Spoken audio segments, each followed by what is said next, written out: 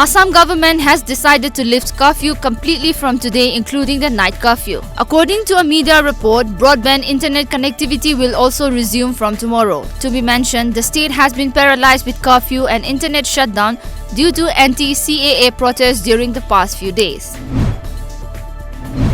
A Delhi court convicted expelled BJP MLA Kuldeep Singh Sengar yesterday for raping a woman in Unnao in 2017, saying the victim's testimony was truthful and unblemished against a powerful person. As per media reports, the court convicted Sengar for rape under Indian Penal Code and POCSO Act.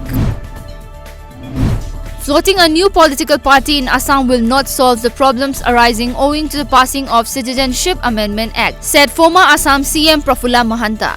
According to a media report, the former Chief Minister was addressing the media in Guwahati. He said India is a democratic country and anyone can float a political party.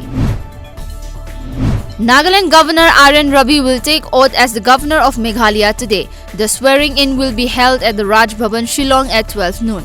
Ravi has been given the responsibility of Meghalaya Governor as Tathagata Roy has gone on leave, but Ravi will also continue to discharge the functions of the Governor of Nagaland, media report said.